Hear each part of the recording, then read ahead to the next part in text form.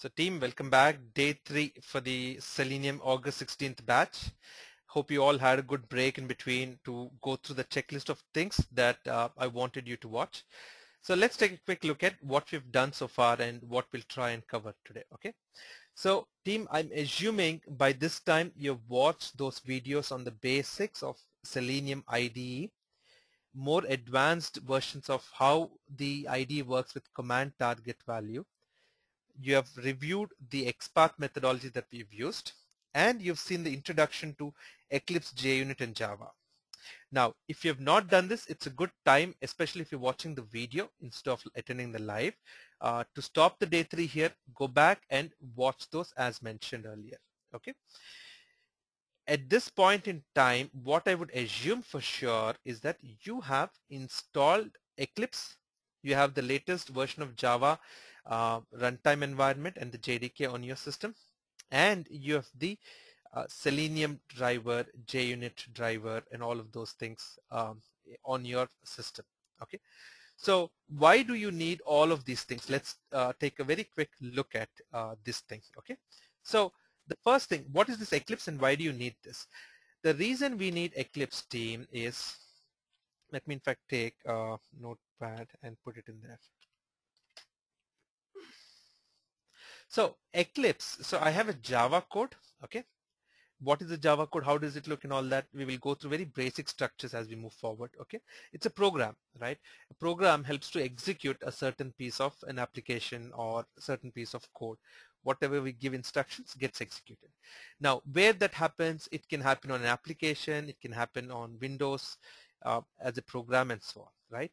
Now, there is a basic code which you can all look at, but Eclipse is kind of an IDE or an integrated development environment where you have the ability to code very easily, to maintain the code that you do, and all that you require with that execution is there as part of this Eclipse. Okay, it is a user interface for you so that you can easily maintain your Java code and be able to execute this on your applications. Okay, that's what Eclipse does. JUnit is kind of a subset of Java code. Okay, it has got its own structure. It has got something called as annotations primarily. Okay, and once you know these annotations, it's a very simple structure to it. I will explain a little bit more in a very practical manner in the coming few minutes. Okay, and now what are the Selenium servers and so on? Okay, what Selenium does is it lets us take a piece of code, either in HTML format or Java format and so on, and let it execute that on the application on a web-based browser, right? So to be able to communicate with the application on the website, on the web-based browser, right, what Selenium requires is a mediator in between, and that is your Selenium server. Okay, now you could have something called as an RC in between, called as remote control or renamed now to server, or we can use the concept of WebDriver. Okay, we will focus more on WebDriver because it is more latest in the market and that is predominantly the most popular one at the moment. However, around RC still there is everything that you need to know around Selenium and RC or server combination is there in your recorded library. You could use that to get a good idea about it. Okay, so that's why we'll use Eclipse, that's why we will use JUnit, that's where we will use the Selenium Server WebDriver and all of these things. Okay, that is a high level overview of what we will do. Now, by now you would have installed specifically all of those things. The Eclipse on your system. How do you install Eclipse? The complete detail is there as part of your welcome pack. If you have a question on these basic things, do not use the groups to post them, please. Write directly to your techhelp@itelm.com. Go back to the welcome pack and look at those details. Okay, how you install Java, JUnit. There's almost like a booklet on that. Okay, now what do we do today? We basically take the code what we have. So let me expand this. This we will come to later, team. Let's put it here. So we'll move from IDE to let's say Eclipse plus Java. Okay, so what do I mean by moving from IDE to Eclipse plus Java in here, team? Is that we currently have the code for YouTube, whatever we were doing, right? It is there in the Selenium IDE, where I go to web developer, I open Selenium IDE, and now I can open those test cases that we created. How? Go to file, click on open. You'll see all those things that we have created. There's search, there is search to, there is sign in. See, all of these things are there out here, right? Now, there are different formats for each of them. And we've also seen how we could create our own XPaths and identify these elements on the application. We will continue to do that.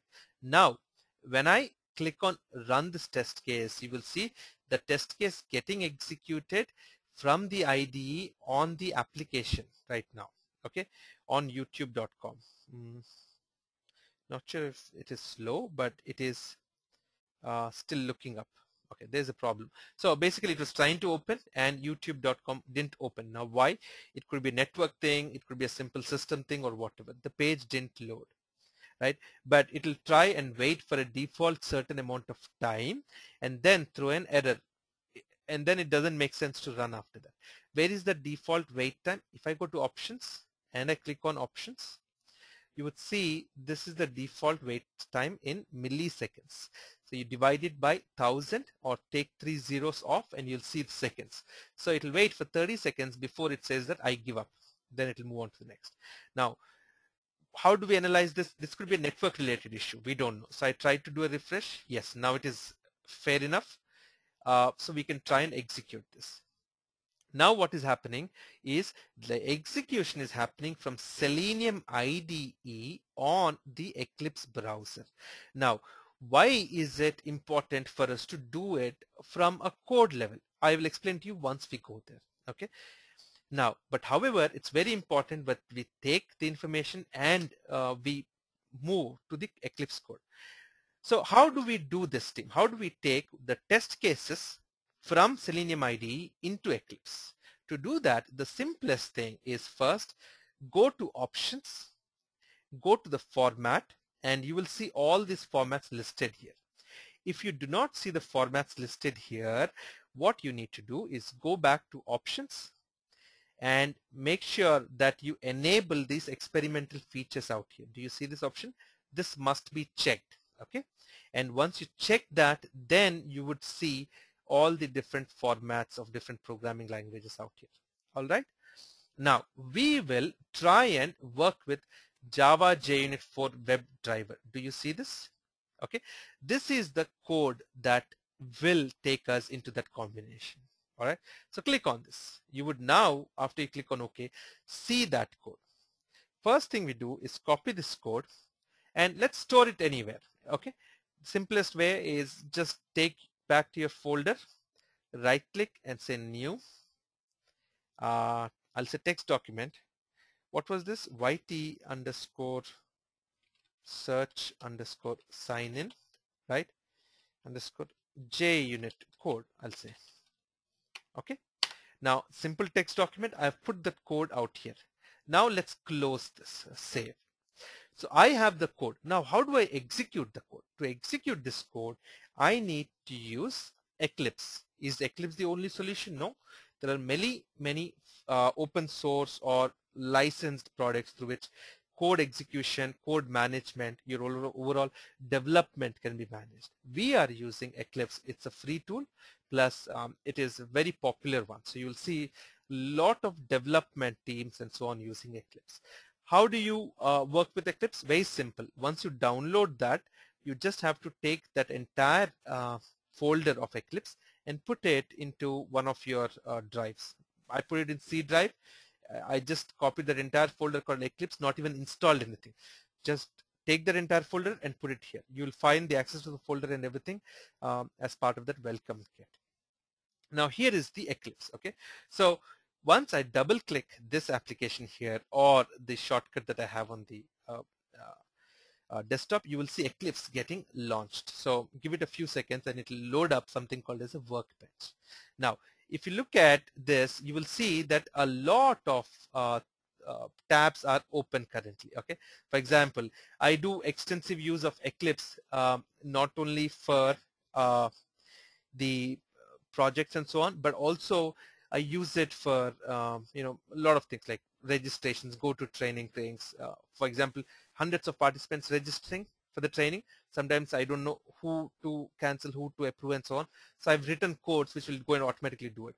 So this saves a lot of time for us. Now, this is not important. So let me close all of this. I think I should be able to close all. Right click and close everything. Okay. Here are different package projects that we have created. Okay. Now, for our batch, whatever we do, we will create a new, completely new Java project. Okay, so I'm going to go to new and click on the new Java project. Do you see this? Okay, once I do that, let's give it a name. So the easiest thing for us to do is I'll say A16. Okay, 2012.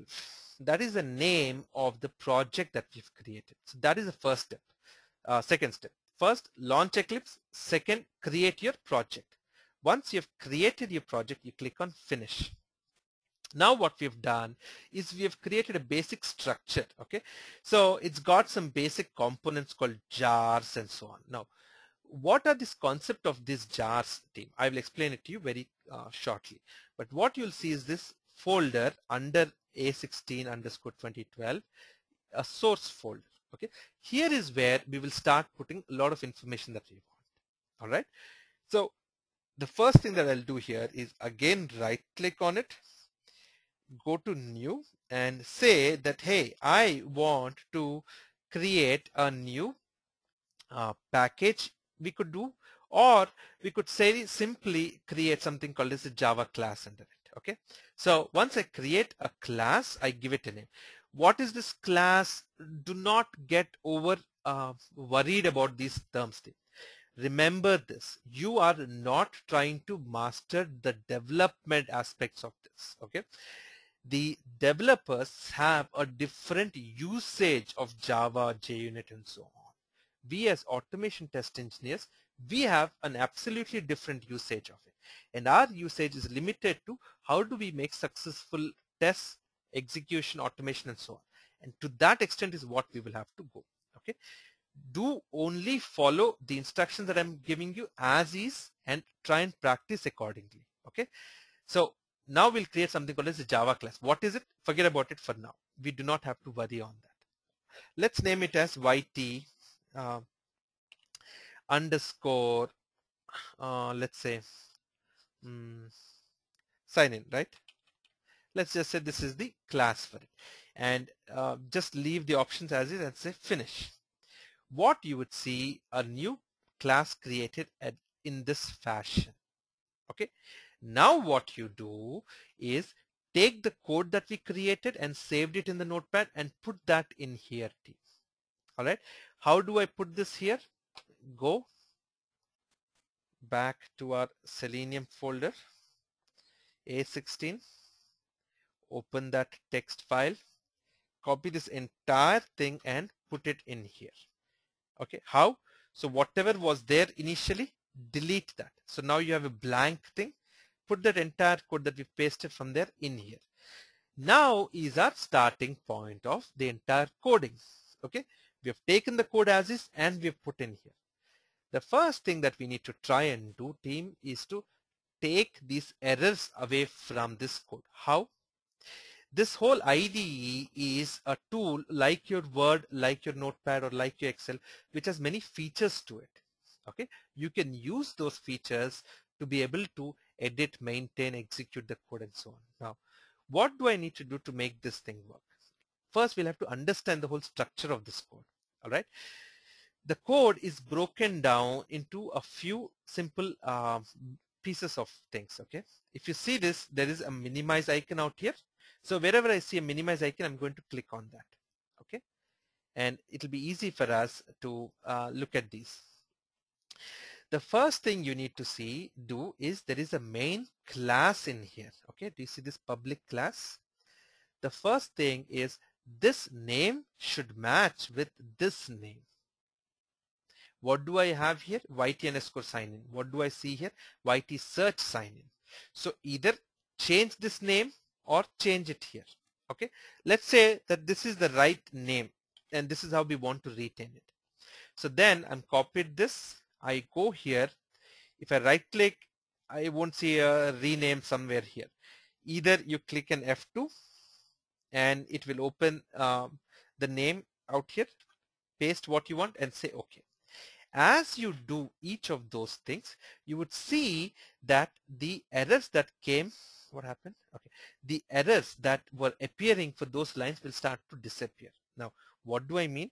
If I undo this, for example, I can't undo this, but let's say I change this name right now. Do you see this red cross coming up? What it basically tells is that here is a set of code. What is a set of code? When we execute or do something called as run, like in our IDE, where if I go back to that initial format of HTML, okay, you would see that the execution is done on each step one after the other in that order.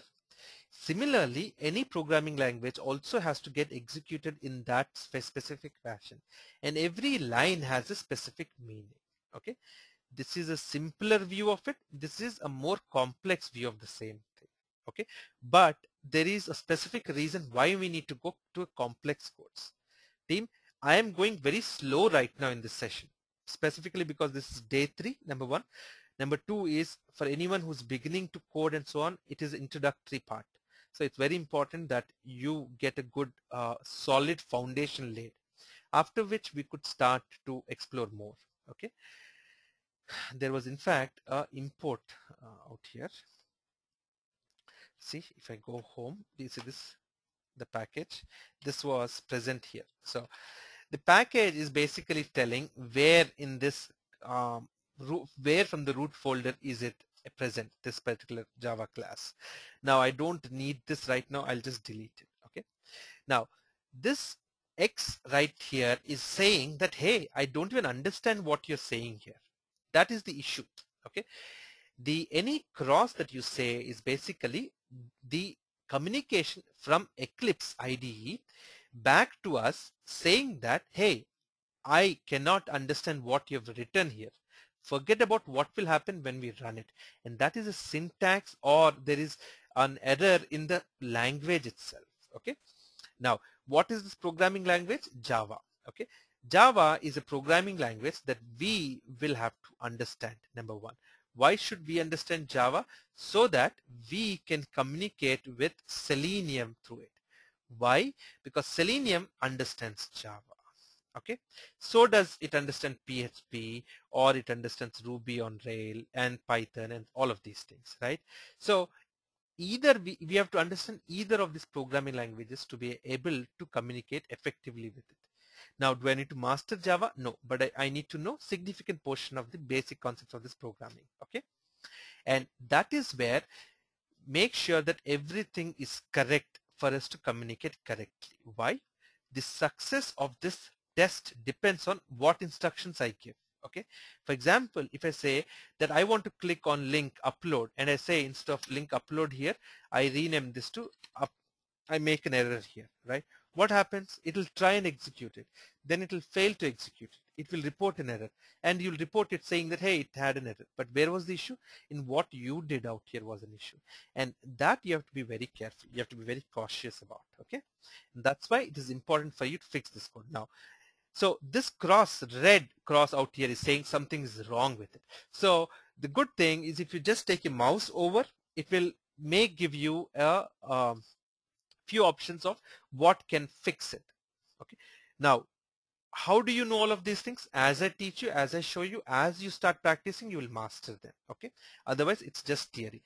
Look at what I'm doing and practice. Look, practice, look, practice. That is the only way, and there is no reason why you will not master this. Okay. Some people may take a month, others may take 3 months. That's fine. But this is the way you will absolutely do it.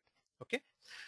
So go take your mouse over it. You don't even have to do a right click or anything. It will show you the options. Rename this compilation unit or rename type to this.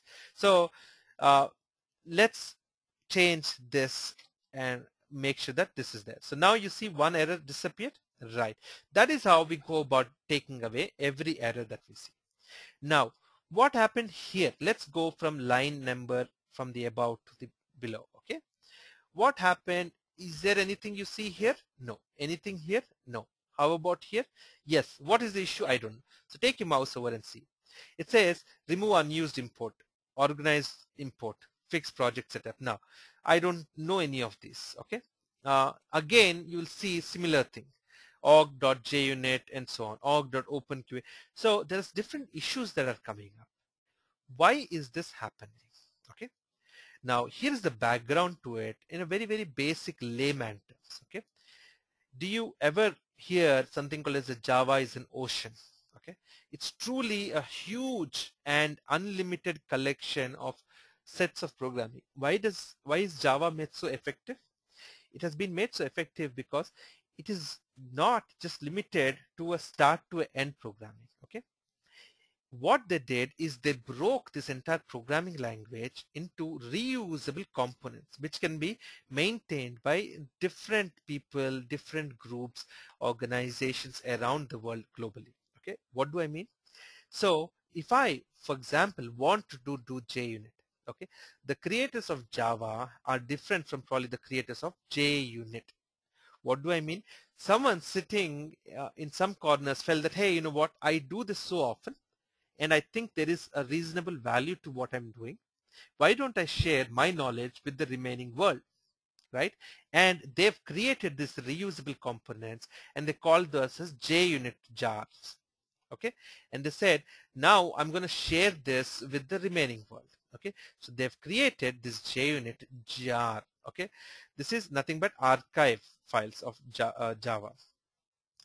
They have now available, these are now available for use not only for themselves but across the world, and this is the true meaning of open source and so on. Okay, so you create something, you put it up there, and let's everyone use it.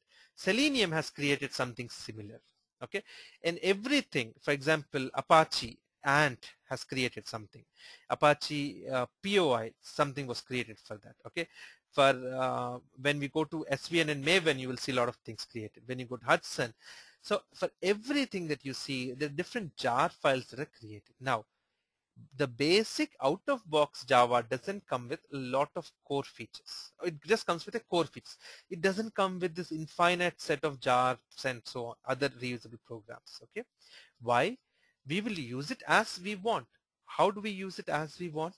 Only let's use the things that are relevant. Why do you want to overstuff yourself, right, with something that you don't need, and it will become it's just like, you know, you overeat and you do not expend all that energy, you don't use it, right? And your body will continue to store that as a fat, which will make you slow, which will make you unhealthy, which will give you all those issues. And that's what this is all about. Do not overfeed what is there as basic stuff. And hence, as the need arises, we will take those things. So if I need to work with Selenium, there are specific commands in Selenium that have been predefined, pre-programmed, and I just have to use those in a very basic manner. Then I use a Selenium jar. Then I use a JUnit jar, and so on. Okay. Now, why is that applicable here? For example, this out here, it is saying that it doesn't recognize specific things. And hence, I need to associate my project with these jars. Okay. So, how do you go about getting these jars? All part of the welcome pack. If you go to seleniumhq.org, you would see this download out here, and you can download the latest versions of different things out here. For example, the Selenium server, this is the latest version. So I'm going to click on this. I don't believe I have the latest jar file. Okay, I'm going to say save file. Now I'm going to let this get saved into my system. Okay, then there are different drivers and so on, which we will come to. All right, now that is Selenium Server Jar. So for your script to understand any of those Selenium commands, it needs the jar file. Okay. Similarly, for JUnit, it needs a jar file. Okay. And what we have done is I have put all of these in a folder under Selenium in the jar folder. Okay. I have an older version of Selenium Server. I have a JUnit jar also out here. So now I have to say that, okay, this project will use these jar files. So let's first take this JUnit jar and associate it with this project. How? Right click on the project, go to the properties, go to the Java build path, go to the libraries, and click on add external jars. How? Right click on the project, go to the properties. The system is acting a little slow. Give me a second, please. Can you hear me, team, now?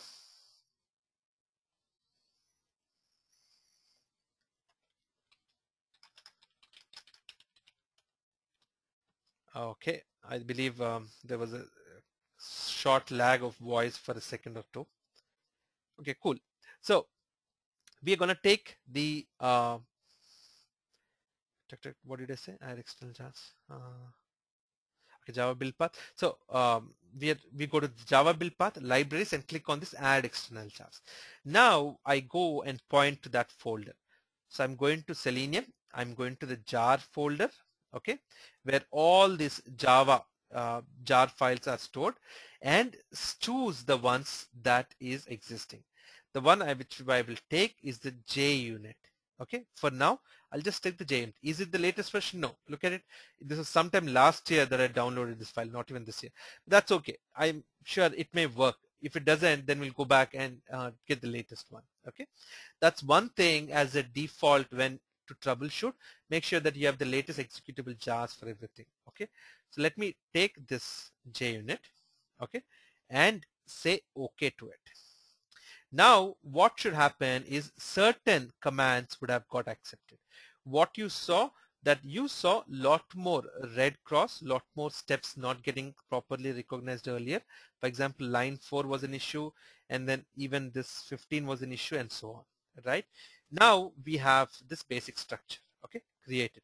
So the JUnit parts of the code is being understood very easily by our current project. Similarly, I'll have to do it for the other one. Let's see, where is this downloads? So open containing folder, copy it from there, and go to my jar folder, put it out here. Now I have 2.5 earlier, now I have 2.25 right now.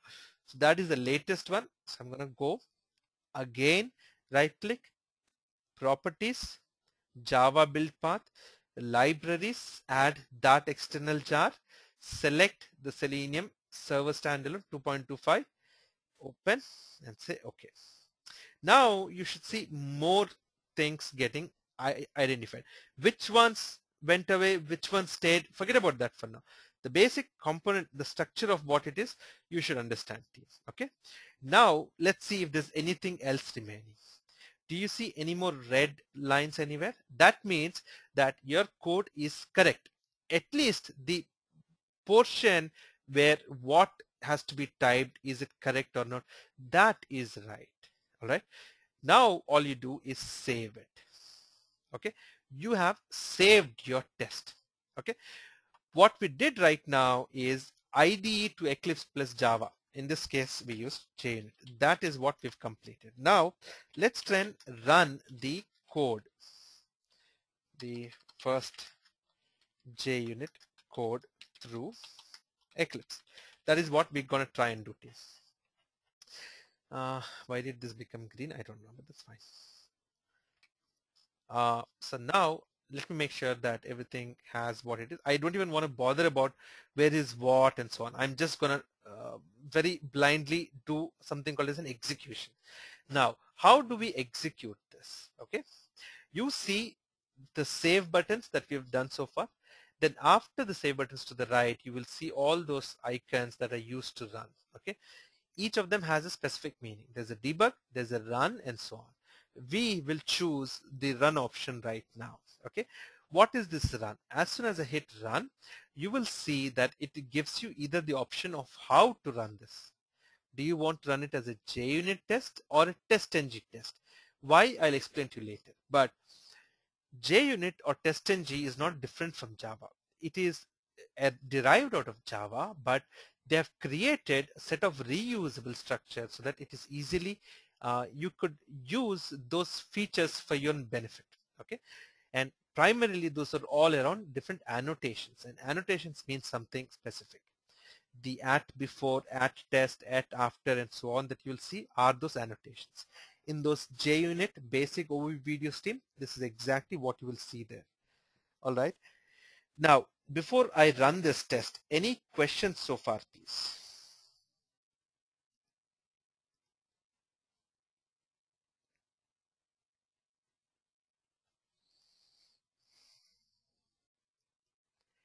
Team, any questions so far? Cool. So let's move forward, and we will come back to more questions a little later. But let's try and take that important dig into running this test. So select JUnit and say OK. Now, here is, okay, Seema, if you cannot hear me, I'm not sure how you've dialed in. Let me check that quickly.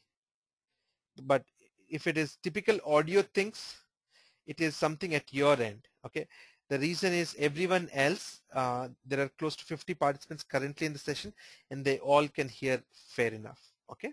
So I want you to check at your end, please. All right. So now I'm going to click on JUnit test and say, okay. At this time, you would see either slowly or quickly something happening. Hopefully it works. If it doesn't, then we'll have to go about debug. But what it's saying is right now it is trying to execute this code. Do you see Firefox browser getting launched? Do you see YouTube getting navigated? Do you see the QTP being put in and the different things coming out of it, right? So the execution that we did earlier through Selenium IDE, I've taken the same code and put that in my Java or JUnit structure right now. Okay, so we have finished that portion of running that code. All right, I don't think we will start data-driven framework yet in day 4.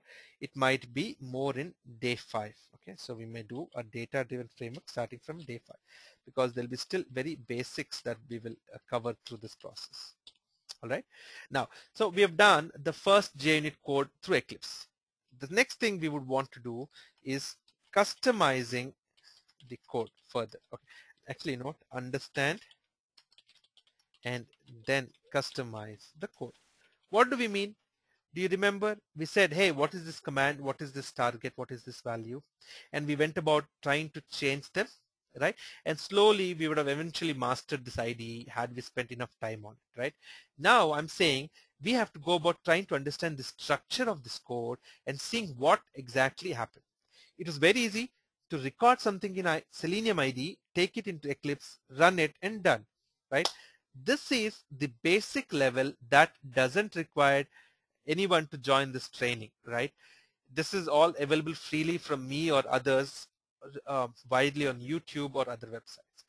What we do from here onwards is what is going to make you a real successful person in this market. Okay, and trust me, it is not about my teaching or something. It is just the topics that we covered and so on. If you blindly follow what I'm showing and practice on it, I will work with you on the placements myself. Okay, and that is what I want to be able to create out of this training batch. Right. I cannot promise for other geographies, but at least for the US, yes, this is what I want to do. Now, what happened? When we did an execution, you will see this display coming up. And this basically says we did one run and it worked. Okay. Now, let's try and understand the basic structure of it and go about changing it. Okay. The first thing you will see is this something called as this import. Now, what is this import statements? It basically tells that, hey, to make some code work, I need to import specific jars into this program to work with. For example, if I delete this code, you would suddenly start seeing this red crosses appearing, right? So unless these imports are present, your code is not effective. But there may be some imports which are not needed. For example, it may show you that this is not used anywhere. Do you see this? The import regular expression pattern is not used. So I don't need it. I can delete it. So you are able to do a simple edit of the code by deleting, writing, whatever, just like you do it on a text file. Okay. Hopefully this is the same thing, right? Is never used. So I'm going to delete this core matches thing also. All right, let's see what about this. Now this is also never used. So I'm going to delete this. Okay. Now, this is the section which tells what we're going to use, okay, from a jar library. So if I want to write my own statement there as a note that, hey, this is what it is doing, I'm going to use and say uh, defines the list of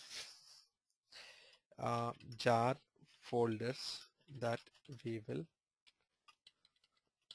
actually, these are more of libraries that we will use in this program. Now, what it means is there are many things that are there in JUnit. There are many things that are there in this openqa.selenium and so on. Now, we will specifically point to what we want to use based on what we need. Okay. If I say star, that means that I'm using everything. Okay. For example, if I delete this statement, in fact, even before I go there, do you see this? There is a big red cross here. What it says is a syntax error. Syntax error basically says that, hey, I cannot understand what you've just written. Then what do?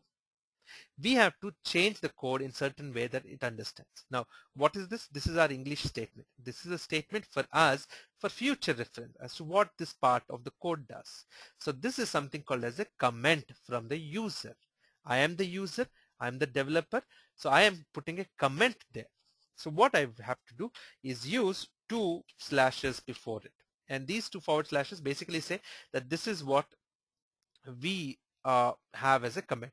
Now you wouldn't see that issue happening. Okay, now that is disappeared. So any code that you don't want to use, or you have your own comment there, you use these slashes and 2 forward slashes to make that as a comment. Okay, now once this is done, for example, if I delete this, do you see that there's an issue out here? At before, at test, and at after. These are the JUnit annotations that need to get recognized for this code to run. Okay, so if I put my mouse over this, it will say import before org.junit. Let's say I click this. It will put that specific statement here, and it is imported that specific one. Now it recognizes what at before is. Okay. Similarly, it says that for at test, I have to import that from either JUnit or testng. We are working with JUnit, so I'll select this. Okay. Or, and the same thing for this at after. Okay. What am I trying to do? How do I know that these are the ones I need to go put my mouse over and do it? Because I see red crosses there. Now let's close this. This is the window that opened up after the execution of the test. So now I can close this. Okay. Now, do I see any errors? If I save it, I'll see that there are no errors. If there are errors, you may see a cross here. Now what I did is earlier I had import org.junit. Do you see all of these things appearing?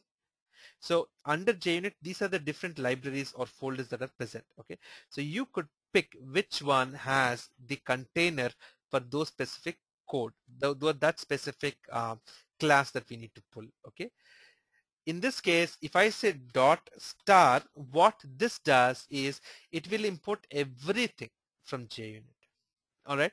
So to make your code very efficient, we only try and take the ones we use. That's the basic construction of this.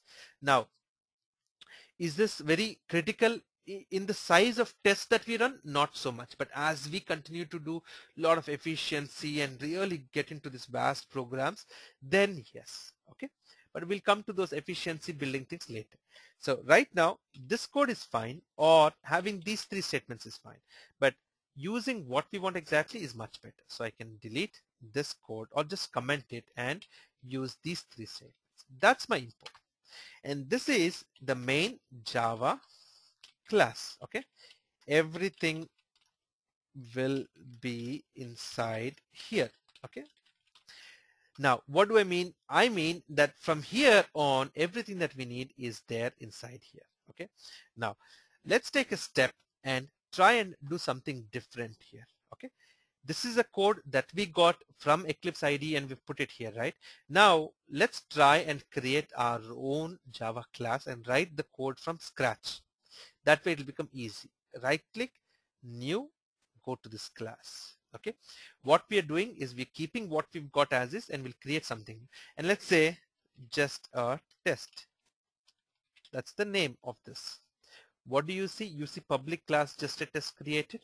Okay, now if I say at before, this is a JUnit annotation. Okay, anything that you say at before has a specific meaning, and this has been explained at length in those JUnit basic videos team. Okay, but remember this, your basic JUnit test has 3 annotations: at before, at test, and at after. Okay, what are these 3 annotations and how do they work? Anything that I put at before will get executed before every test. Anything that I put at after will get executed after every test. Okay, that is the construction of it. Now, this is the structure of a JUnit code. Now, let's go back to this main code and look at what we have.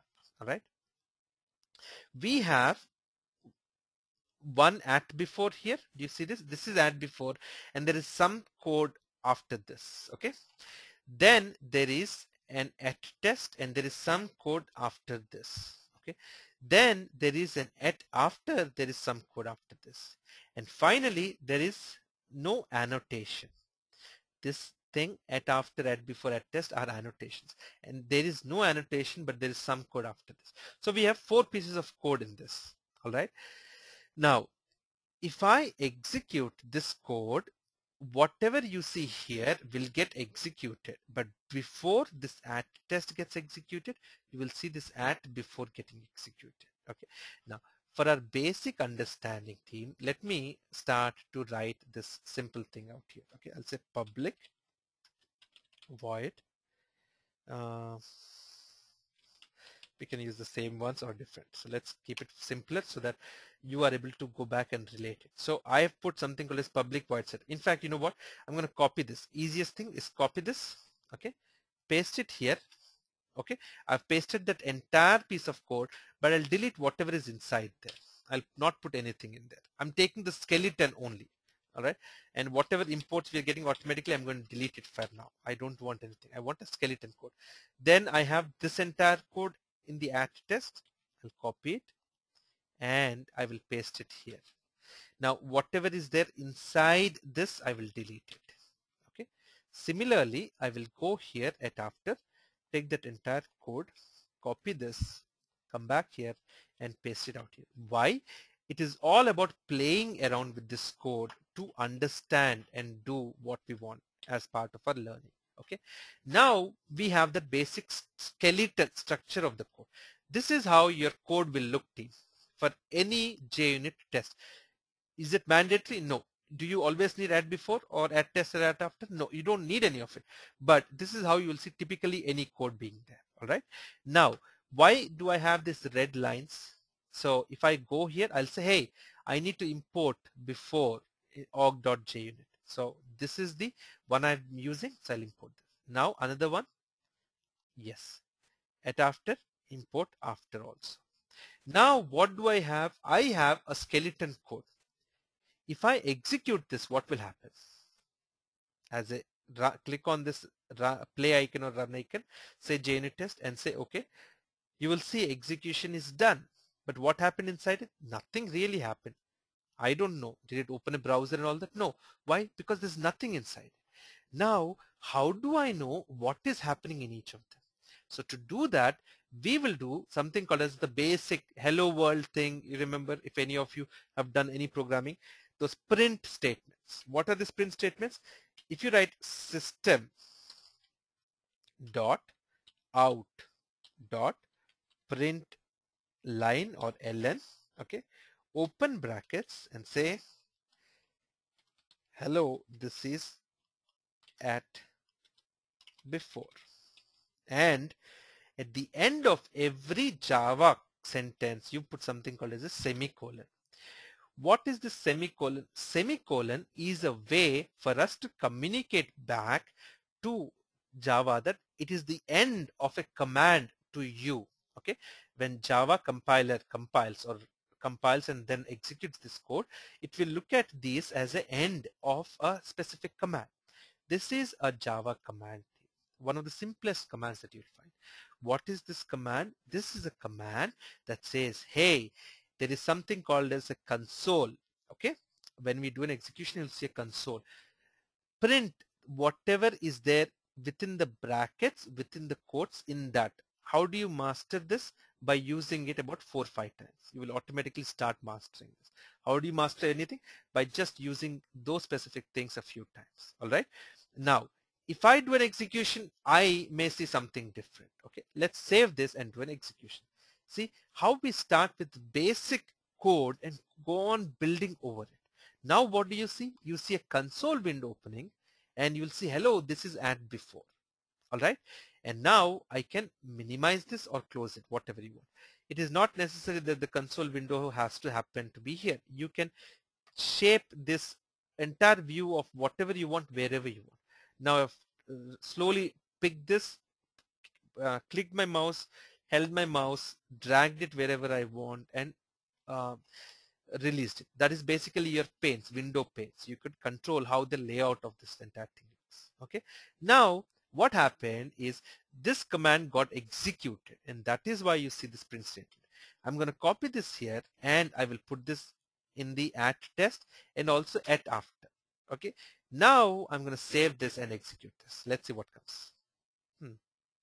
I got, hello, this is at before, but why did I get it 3 times? I am supposed to get at test and at after.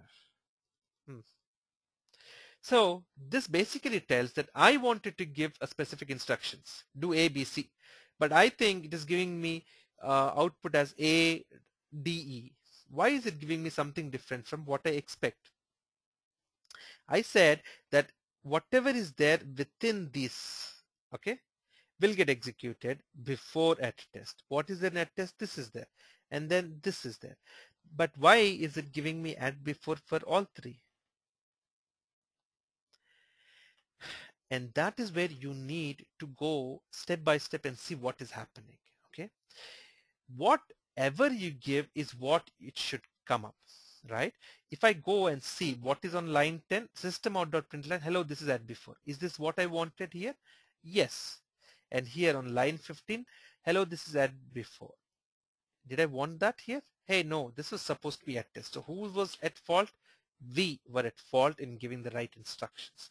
And if I give this as at after and now do an execution, you will see what will happen.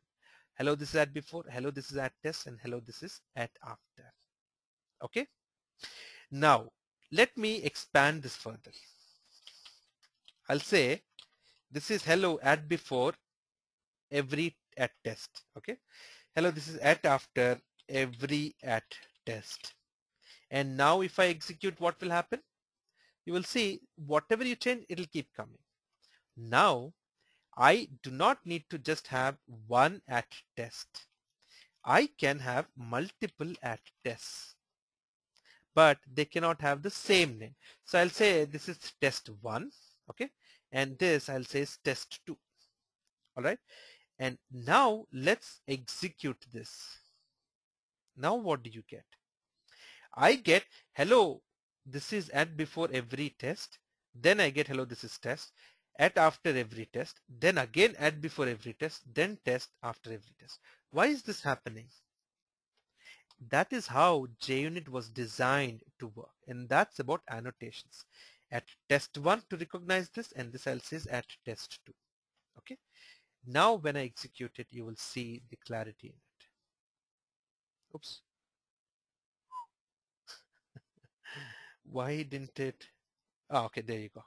I was looking at these tests and was thinking, where is test 1, test 2? I had my visual issue there, but this is it. So the way JUnit annotations works for our basic knowledge is this. Okay.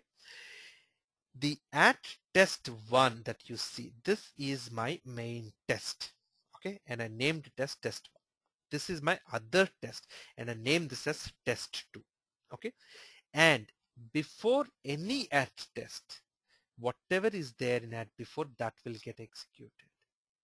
And after executing every at test, whatever is there in at after will get executed. Now, when the code tries to execute, it will start from here. Will it do anything at before? No, it will not do anything here. First, it will come to add test and it will see that, hey, this is to be executed. But before it executes, it will go back and see what is there in add before. And it will execute that code. And that is what is line 1 here. And then it will come back to execute this. After it has executed this, it will see what is there in at after. So what you see as this annotations is what will happen. Now, if you go and put comments against any of these annotations and you run this code, you will see that that specific thing will not happen. And that is what is all about playing around. Do this. Now, let's say we comment this and execute it. Am I being clear to everyone in the audience how we're trying to get to the basic level of JUnit code?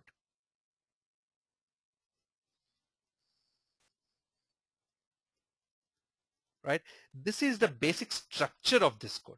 Now let's go back and see if that code makes sense. Okay. Now it will be easy for you to look at this code and make sense out of it. Do you see this? There is a set of lines before this, and this is part of what will get executed when? Before every test. And how many tests do I have in here, team? In this YT search sign-in, how many tests do I have? How many at test annotations? I have one here. Do I have any more? No. So how many times at before will come? One here and at after one here. So now let's do something interesting. Let's take this line of code and say that, hey, this is at before. I'll put this here. Okay, I will take this line of code, which is at after, and I will put this out here. Where is my at after? Here, right? So I'll put this out here. All right. And I'm also going to take this, hello, this is at test 1, and put that out here as the first step. Now let's save it. Any errors? No. Let's run and see what will happen. See, hello, this is at before every test. After this, what will happen? Will it continue to execute the remaining part of the code? It ideally should. Is it doing it? I don't know. Let's see. Is this the one? I don't know. Or it is not yet done it. But it's supposed to be doing it. How do I know if it's still running? If you see this red icon, then that means the test is still running. What was it supposed to do? Like it did earlier, was to open the browser. Okay. Now, did it finally open it? Yes. Now, what do we see? Let's see. So that execution is opening, and I also get these commands on the console. Okay. So all of these things are happening. So I'm getting my annotations. I'm getting this. What you see here, this public void setup or test1 or test2 and teardown are something called as methods in Java. Okay. What do I mean by methods or functions? These are the actual executions. This is what we will execute. Okay. We will talk about methods. We will talk about classes. We will talk about variables, little bit more. And then we will talk about going into a data-driven framework approach. Right. Now, at this point, is there any question that we have? Yes, logic resides in methods and functions. Whatever we want to do resides in there. Okay. So for example, a very quick walkthrough. These commands say that, hey, this is my base URL. You remember the timeout that I showed you in Selenium IDE? That 30 seconds is the command that is given here. And then in test, it is saying, let's go to this base URL, youtube.com. Okay. Then let's put the QTP in there, those words. Let's click on this movies link. Let's click on this upload. Let's go and enter something in that email. Let's go enter something in the password. Let's click on the submit button. Finally, we will do something called as quit, or we'll close the browser and end. That is the structure. How we will come and look at each of them. Are these the only annotations? No, there are many more annotations, but for our purpose, this is a good start. Okay. And then as you wish to expand your skill, you can always go and just say JUnit annotation tutorial. You will see all the list of annotations. TestNG is a similar thing about JUnit. It has different sets of annotations. Some annotations look the same, some annotations are different. Okay. And those annotations and how they work are the only difference there.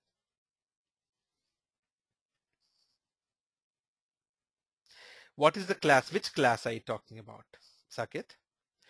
This at before has one method, and that method is called setup. That is the name we have given, and this will get executed before this test. Add after has another method called tear down, and this will get executed after this test. Okay, when we execute run a JUnit command, it will search for the tests and it will execute that.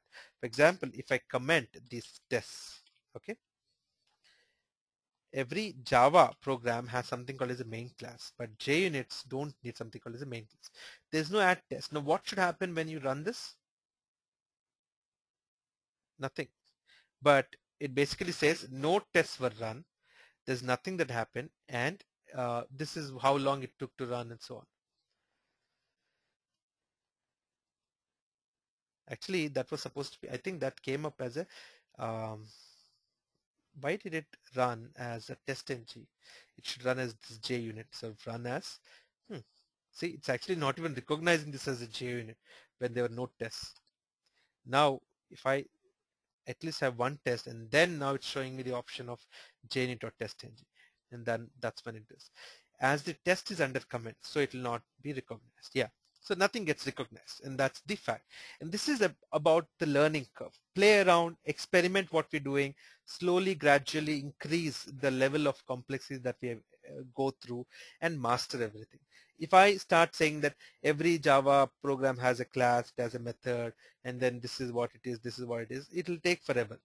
But if we go about this route, it is more fun to play around. Can this WebDriver script with an test be executed on Firefox and any other browser at the same time? Can you please show me? Okay, so what we will do, Edward, is when we get to a little more complex, I'm going to show you how we will do parallel test execution using testng on multiple browsers. Okay, first let's do parallel. No, first let's do multiple browsers, then we'll get to the parallel. We will not do it right now, but we will be doing that as we go along. Oh yes, that is absolutely possible. That's what we should be doing. Is this setup and tear down methods for add before and add after annotations? What is the class for them? There's no class. There is not. This is not a class. This is something called as a method. Okay, classes, methods, and all that we will discuss a little bit more tomorrow. Let's see. You didn't copy the first line of program while copying this from ID to Eclipse. Was that of any importance? Yes. So I actually copied that first line of program code also. If you look at it, I did copy, but when I was playing around, it took that off because it is all about packages. I can create something called as different packages within. So if I go to source and I say new and I create a package and say, I'll say this is a utility package. Okay. Under utility, I can start to create something called as classes, and I'll say util test one. All right. Now you will see that this is the package that is created. So for this test to get recognized that it is under source, under util, it has this address for it. Okay. Similarly, if this was under com.example.test, then it made sense to have that. Okay. So that structure, the path is what is being given here. Since it is in the root source in the default package, I don't need this. Methods and functions are interchanged, used in the same manner. Yeah, I will come to you about what are these return types and so on. Okay, void has a specific meaning here. Public has a specific meaning here. Throws, exception, all of these things have specific meanings. We will go through each of them. We are not going theoretically. We will try and practically explore each of them. All right, team. So I definitely took over 60 minutes in this session, but important topics, important start for us. When we come back into day 4 tomorrow, same time, same link that you used to join today, we will continue from where we left today. All right. I will convert this video and upload it either on YouTube or on screencast. There will be a screencast folder provided later where you will see all these videos directly accessible from there.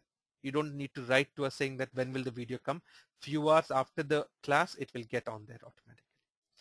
All right. Thank you, everyone. We'll see you back tomorrow. Bye for now. Thanks, everyone. Bye.